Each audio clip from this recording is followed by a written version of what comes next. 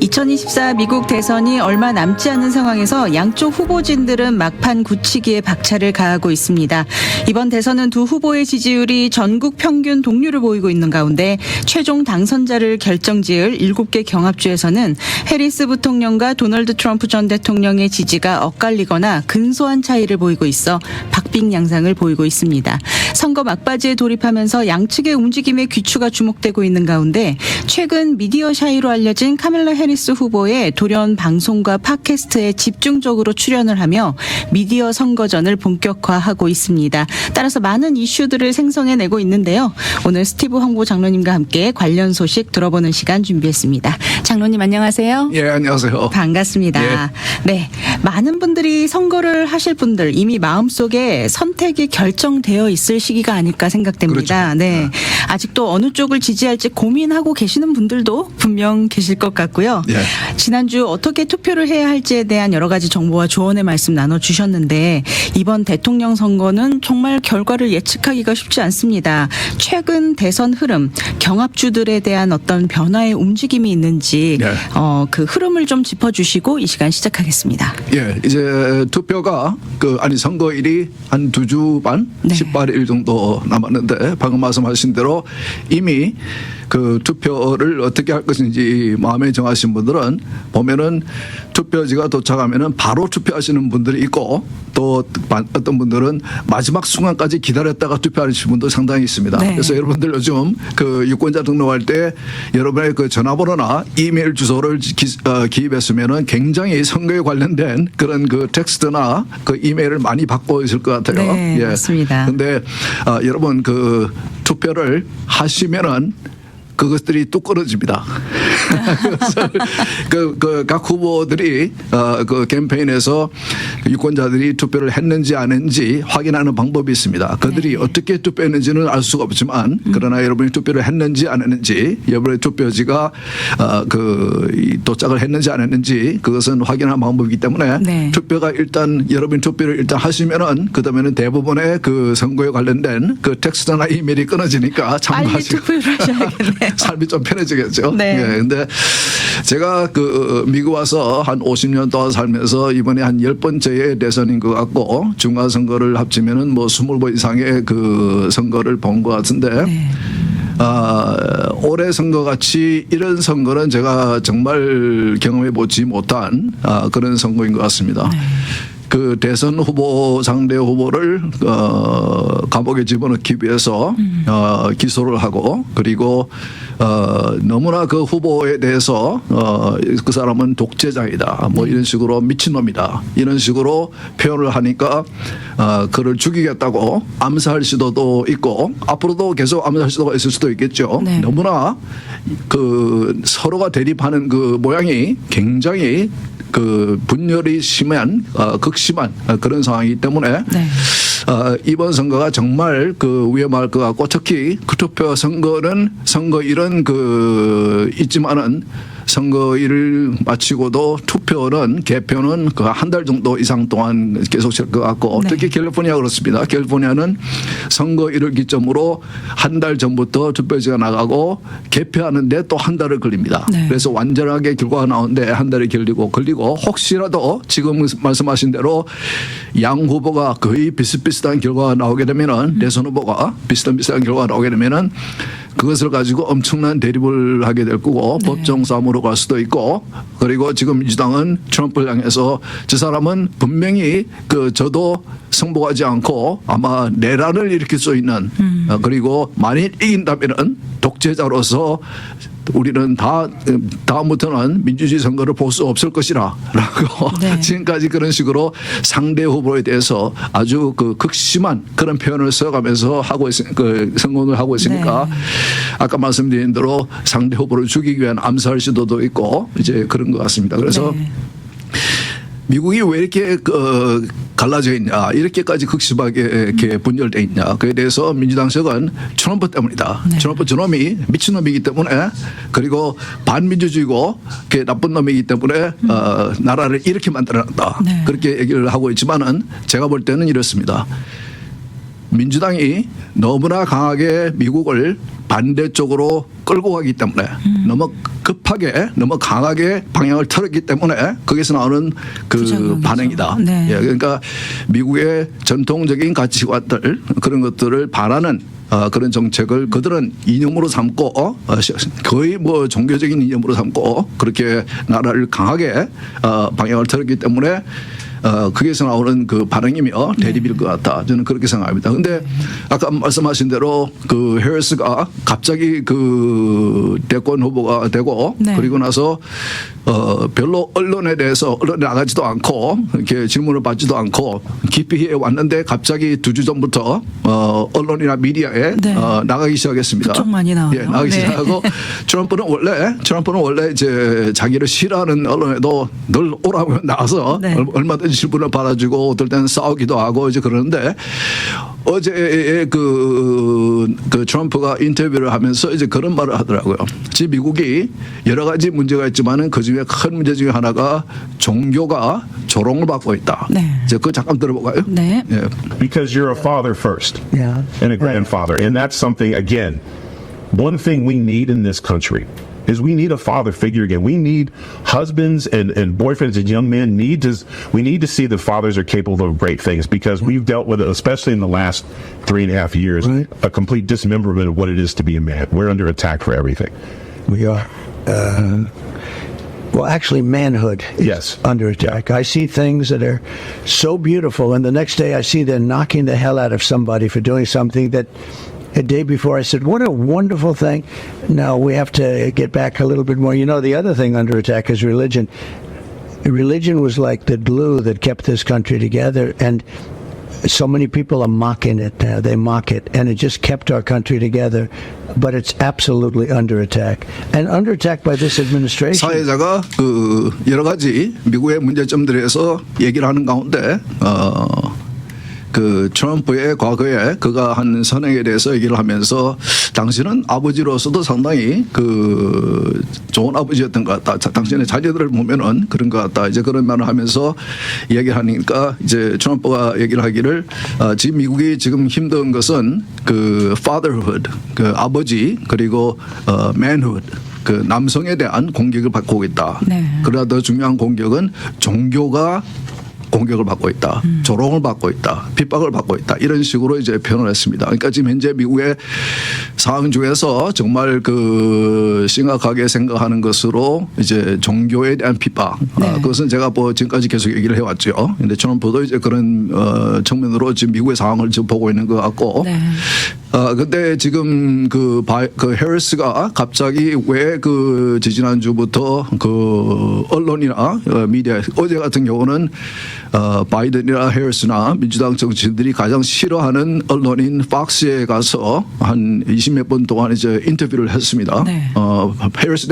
바이든 대통령은 지난 3년 반 동안 한 번도 팍스와 같이 앉아서 대화를 해본 적이 없고 그리고 해리스도 2주 전부터 이제 그 언론에게 접촉을 좀 시작하면서 인터뷰를 하기 시작하면서 피해왔던 팍스에 찾아가서 인터뷰를 했는데 그 첫 번째 2주 전에 그 CBS 그러니까 민주당의 우호적인 방송인 CBS의 그 주일날 저녁에 하는 60 Minutes에 나가서 해리스가 앉아서 이제 질문을 받고 대화를 하는 인터뷰를 하는 가운데 자신은 상당히 우호적인 그런 그 과거와 같이 그런 그 대우를 받을 것으로 생각했는데 상당히 그 사회하신 분이 하나의 언론인으로서 상당히 좀 그래도 솔직하게 좀 어려운 그런 질문들을 했습니다. 네. 그 질문에 대해서 특히 그 지금 지금 이제 그 이번 선거에서 가장 큰 이슈가 국경이거든요. 국경과 불법 입국자들 문제. 그들이 굉장히 많은 미국에서 문제를 일으키고 있고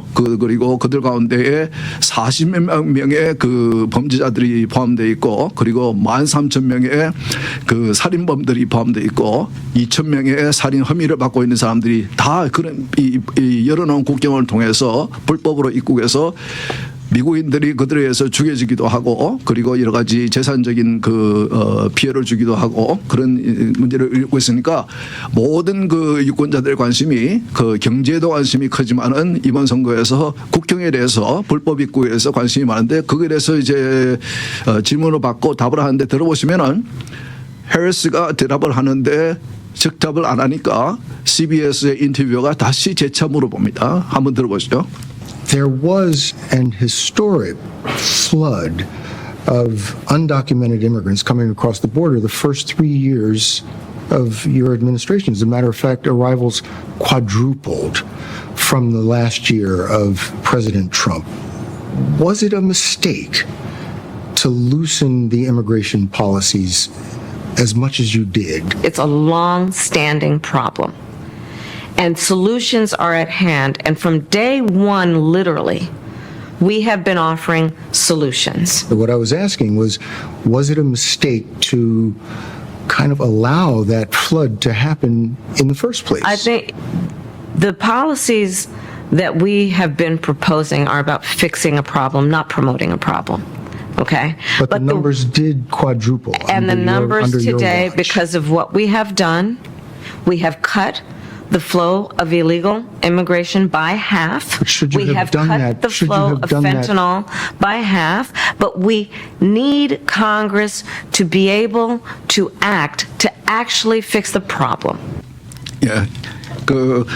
지난 3년 반 동안 현 행정부가 국경을 열어놓고 그렇게 불법으로 입국자들을 받아들인 것이 실수가 아니냐 질문하니까 답을 안 합니다. 다른 얘기를 하니까 다시 재차 질문자가 물어보면서 제가 물은 것은 그것이 아니고 이렇게 많은 국경을 열어놓고 많은 입국자들을 불법으로 받아들인 것은 실수라고 생각하지 않느냐에 대해서도 계속해서 이제 답을 안 하고 있는데 그 대답은 이분이 국경 문제에 대해서 올해 이 선거에서 가장 큰 이슈인 이 국경과 불법 입국자들에 대한 이슈에 대해서 질문이 나올 때마다 하는 대답을 하고 있어요. 제가 좀 이따 설명해 드릴 텐데 어제 저녁에도 박스와의 그 인터뷰에서 제일 처음 질문 그리고 가장 많은 시간을 차지했던 시간이 그 이슈가 똑같은 이슈였습니다. 그것도 한번 들어볼까요? 네. They need more resources, and Congress ultimately is the only place that's going to get fixed, Brett. Well, that's how this system works. That's the premise of this question. But There were that's how the 90 system plus works. executive orders that were rescinded in the first days. Many of those were Trump border policies. I'm not going to stay here because there's other things to talk about, but you frequently talk to the Border Patrol Union for support of that bipartisan bill, and they did. They supported it. But they also just endorsed Donald Trump and said, you've been, quote, a failure with border security. Why do you think they said that? I think they're frustrated, and I get it. They want support. They want support, and that's what that border security bill would have done. These guys down at the border, these men and women, they're working hard. They're working around the clock. I get it. There's a lot of people that look back at what you said in 2019 when you first ran for president, and there have been changes, and you've talked about some of them. When it comes to immigration, you supported allowing immigrants in the country illegally to apply for driver's license, to qualify for free tuition at universities, to be enrolled in free health care. Do you still support those things? Listen, that was 5 years ago, and I'm very clear that I will follow the law. I have made that statement over and over again, and as Vice President of the United States, that's exactly what I've done, not to mention before. If that's the case, you chose a running mate, Tim Walz, governor of Minnesota, who signed those very things into state law. So do you support that? We are very clear, and I am very clear, as is Tim Walz, that we must support and enforce federal law, and that is exactly what we will do. 예. 상당히 신경질적인 그런 반응을 보이죠. 그건 뭐 당연하겠죠. 그 얼마나 귀찮겠어요. 계속 불편하죠. 불편하죠. 네. 그러나 이런 질문을 받을 수밖에 없는 것은 해리스 부대통령이 지난 3년 반 동안 거의 4년 동안 현 행정부의 이 백악관의 이 부대통령으로 2인자로 이제 있었고 지금 그 행정부가 해온 지난 3년 반 4년 동안에 해온 정책에 대해서 책임이 있죠. 네. 예, 그렇기 때문에 본인이 대통령이 아니라고 그렇게 그 책임에서 벗어날 수는 없는 거거든요. 네. 지금까지는 나는 이렇게 하겠습니다. 이렇게 하겠습니다 하면은 아니 당신이 지난 3년 반 동안 4년 동안 백악관에 있지 않았느냐. 행정부를 이끌었는데 왜 지금 와서 왜 지금까지는 하지 않고 그렇게 하겠다고 얘기하느냐. 이제 그런 질문을 받곤 하는데 그러면은 이제 이 해리스가 갑자기 대통령 후보가 되니까 많은 유권자들 가운데 물론 이제 어느 후보가 나서도 공화당을 지지하는 사람들은 공화당 후보를 찍는 사람들이 있고 민주당을 지지하는 사람들은 민주당 후보 누가 돼도 찍는 사람들이 있는데 가장 궁금해하는 사람들은 중간에 있는 사람들입니다. 네. 도대체 나는 이 후보들에 대해서 알고 투표를 하고 싶은데 도대체 이 사람들은 뭐냐?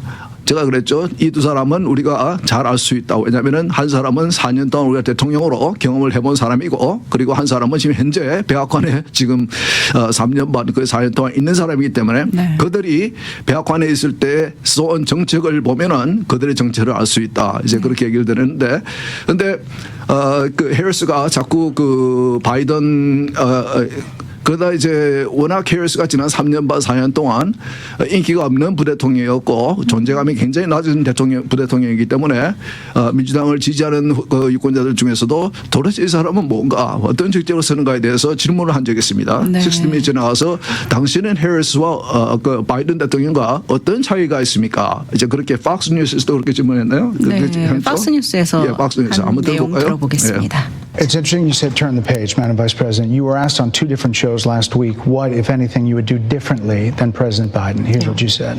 Would you have done something differently than President Biden during the past 4 years? There is not a thing that comes to mind in terms of, and I've been a part of most of the decisions that have had impact. Under a Harris administration, what would the major changes be and what would stay the same? Sure. Well, I mean, I'm obviously not Joe Biden. I know. And so that would be one change in terms of.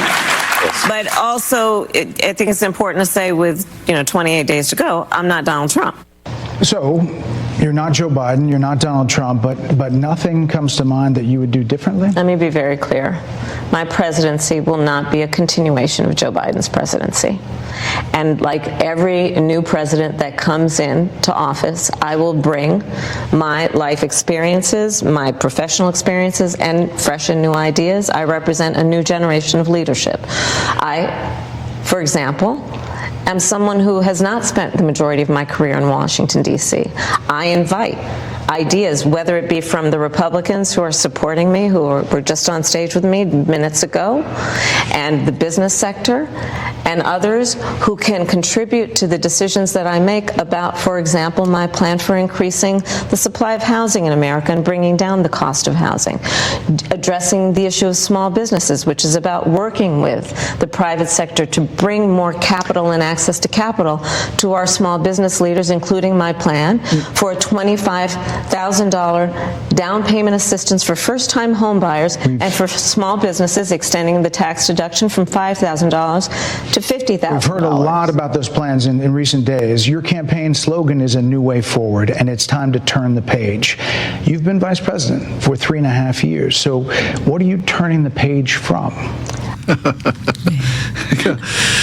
그 지난주부터 미디어에 나가서 질문을 받기 시작하면서 가장 많이 받는 질문이 당신은 바이든과 어떤 다른 정책을 쓰겠습니까? 네. 그러니까 처음 질문했을 때는 이제 아마 준비가 덜 돼 있는 것 같아요. 그러니까 나는 글쎄요 뭐 다른 건 없을 것 같습니다. 라는 식으로 질문 대답을 했고 네. 그 다음에도 이제 글쎄요 나는 조 바이든은 아닙니다. 그리고 도널드 트럼프도 아닙니다. 그러니까 나는 뭐 다른 정책을 쓰겠죠. 나는 나다. 애매한 네. 그런 답을 해서 이제 근데 방금 마지막에 그분이 이제 어제 저녁에 한 그 인터뷰에서 그런 대답에 대해서 당신이 지난 3년 반 동안 백악관에 있지 않았느냐 네. 어떤 정책을 쓸 거냐 다른 정책을 쓸 거냐 해서 이분이 카말라 해리스가 설명을 하는데 내용을 들어보면은 정부가 돈을 주겠습니다 지원을 해주겠습니다 이런 내용 그것은 이제 그 바이든 행정부가 해온 정책과 똑같은 정책입니다. 지금도 네. 오늘도 그 학자금 그 대학 그 학자금 융자를 더 많이 탕감해주는 이제 그런 발표가 나왔고 계속해서 정부가 돈을 지출하는 것은 네. 우리가 인플레이션을 지난 3년 반 동안 20% 이상의 인플레이션을 우리가 경험하고 있는 이유 중에 큰 이유 중에 하나는 제가 전에부터 말씀드렸지만 정부가 엄청난 돈을 뿌렸기 때문에 맞습니다. 소비자들의 주머니 속에 돈을 넣어줬기 때문에 그것이 소비로 이루어지고 그것으로 인해서 팬데믹이 끝난 이후에도 이 인플레이션이 계속되고 있는 이유거든요. 그런데 네. 이번에 4년 동안 또 대통령이 되면은 지금 지난 4년부터 우리 해리스 바이든 그 정부에서 본 것 같은 똑같은 정책을 그걸 쓰겠다는 이제 그런 얘기인데 그래서 그러면 왜 이 시점에 와서 해리스가 이렇게 갑자기 언론에 나가기 시작하고 특히 팍스에 나갔다는 것은 지난 어제 그 인터뷰를 보면은 완전히 그는 폭망한 거거든요. 네. 폭망이라는 표현이 맞는지 모르겠는데 자기가 의도했던 말은 아마 그걸 겁니다. 팍스 뉴스가 사실은 그 케이블 채널 중에서 가장 시청자가 많은 채널입니다. 네. 그래서 그들에게 자신을 조금 더 소개하겠다는 그리고 이 트럼프를 지지하는 사람들을 제가 끌어오겠다는 이제 그런 의도로 나온 것 같은데 질문에 대해서 시원하게 답을 못하고 네. 도리어 이런 것을 통해서 이런 인터뷰를 통해서 도리어 자신의 약점 그러니까 깊이가 없고 실력이 없고 아는 것이 없고 이런 것들이 시간이 가면 갈수록 익스포즈 되면 될수록 그것이 이제 드러나죠. 그래서 그 오랫동안 민주당 측에서 선거 그 전문가로 있던 사람들은 지금 어떤 얘기를 하면은 해리스에게 자문을 하기를 그 질문을 받고 답을 하는 인터뷰에는 나가지 마라. 네. 그리고 너의 생각만 일방적으로 기자들에게 하는 그런 발표에나 해라. 그런 것만 계속하지 이런 식으로 인터뷰에는 나가지 말라는 그런 이제 조언이 오래전부터 민주당 내에서 선거를 이제 캠페인을 자문하는 그 전문가들이 지금 그렇게 하고 있거든요. 그럼 왜 해리스가 이렇게 하고 있느냐? 이렇게 그러게요. 무리수를 두고 있느냐? 상당히 리스크인데. 그렇죠. 본인에게 굉장히 리스크를 있어서는. 가지고 네. 이렇게 나갈 때마다 문제점이 나오고 시작하거든요. 어떻게 보면은 저는 한국 드라마에 나오는 큰 이제 대기업의 그 무능한 그 자녀들이 낙하산으로 그 기업에 내려오는 이제 그러니까 해리스는 자기가 자기 실력으로 그 자리에 올라간 것이 아니고 네. 만들어진 사람이거든요. 만들어진 대권 후보고 제가 거기에 대해서는 오늘 시간이 정말 없기 때문에 얘기를 못 하겠지만은 꼭 그런 모습입니다. 자기가 있을 수 없는 능력이 안 되는 실력이 안 되는 그런 자리에 앉아 있기 때문에 말을 하면 할수록 질문을 받으면 받을수록 본인의 그런 문제점들이 나오기 때문에 그래서 아마 이분들이 이렇게 나오는 갑자기 생각을 바꾸고 지난 2주 동안 언론에 나오기 시작한 것은 내부의 여론조사에 볼 때에 굉장히 자신들이 지고 있다는 불리해지고 있다는 이번 선거에서 그런 판단이 선 것 같아요. 마음이 조급해졌나 보다. 그래서 네. 조급한 마음으로 이렇게 나오고 있는 것 같고 또 반대로 트럼프는 요즘에 그 인터뷰하는 거나 보면은 굉장히 좀 즐기는 면이 있어요. 네. 그러니까 이 사람이 물론 3번이나 대선에 출마했으니까 여유가 있긴 있겠죠. 경험이 많으니까. 네. 해리스는 처음으로 대통령 그것도 갑자기 후보가 돼서 이렇게 하고 있는 거고 그렇지만은 트럼프는 조금 여유가 있는 것이 지금 이제 여론조사 추세를 보면은 아까 말씀하실 때에 비등비등하다 이제 그런 결과가 나오는데 네. 중요한 것은 추세입니다. 트렌드. 어떤 추세가 있느냐. 네. 이 지난 여름에 양 정당의 그 전당대회가 마친 후에 해리스가 이제 앞서는 것으로 그런 여론조사가 나오다가 지금 추세는 완전히 돌아서서 해리스의 이런 그 지지율은 떨어지고 있고 네. 트럼프의 지지율은 올라가고 있습니다. 특히 경합주인 그 7개 경합주 네. 사실은 그 경합주의 결과가 대권을 결정하게 될 것인데 그 7주의 경합주에서도 굉장히 그 트럼프가 이제 그 앞서가는 그런 트렌드를 보이고 있거든요. 네. 한 가지 재밌는 것은 그 여러분들 미국에서는 그 스포츠 경기에 대해서 이제 베팅을 많이 하죠. 뭡니까 그 한국말로 뭐라고 하죠? 베팅 이렇게 돈을 거는 네네. 돈을 그죠? 내기? 지난번 그 시합에 나는 이 팀이 네. 이길 것 같다고 자기 돈을 걸죠. 돈을 걸어서 이기면은 자기가 맞으면은 돈을 더 벌고 네. 그 지면은 이제 근데 선거 때도 그런 베팅이 있습니다.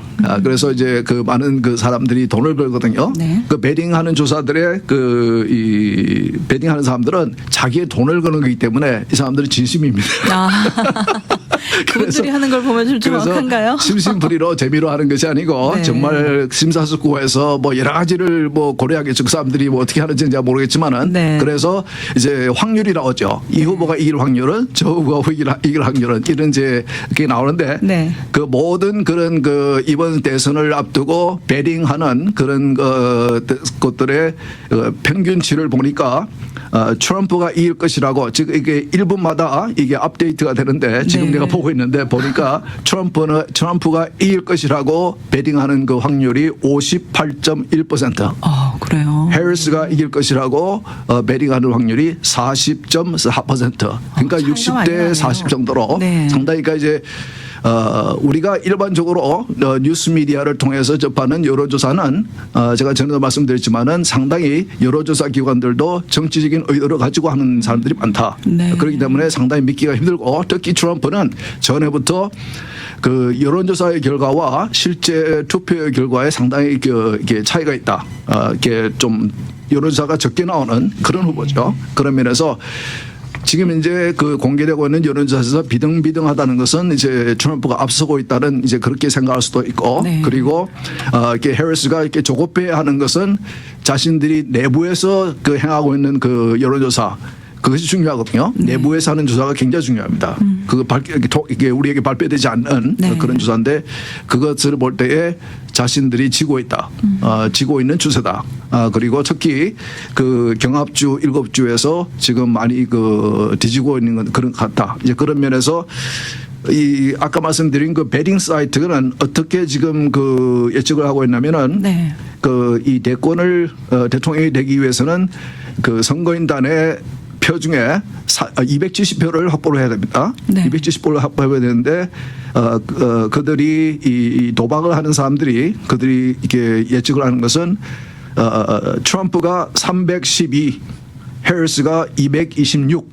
네. 이러면 이건 완전히 이제는 랜슬라이드거든요. 그렇죠. 예. 저도 이제 전에도 한번 방송에서 그런 말씀드리는데 제가 느끼기에는 이렇게 가면은 상당히 좀 크게 한쪽이 이길 것 같다. 이제 그런 제가 말씀을 드린 적이 있는데 지금 제가 볼 때는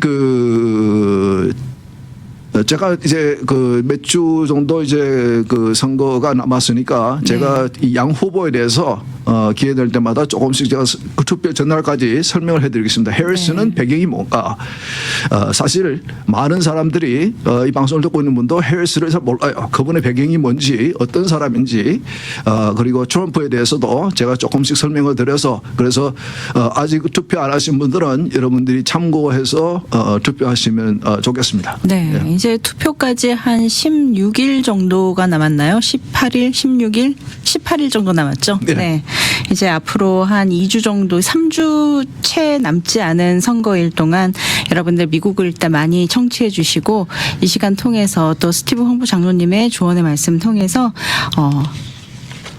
소중한 한 표 꼭 행사하셨으면 좋겠습니다. 예, 제가 그리고 네. 꼭 그 선거 전에까지 제가 꼭 설명을 드리고 싶은 것은 양 후보의 경제 정책입니다. Fiscal policies. 네. 경제 정책에 대해서 어떻게 다른지 아주 다릅니다. 그래서 여러분들이 확실히 알고 제가 볼 때는 성경적인 관점에서도 우리가 판단을 할 수 있을 것 같아요. 그 차이가. 네. 그래서 그것을 제가 꼭 그 투표 전까지 설명하도록 제가 노력해 보겠습니다. 네, 감사합니다.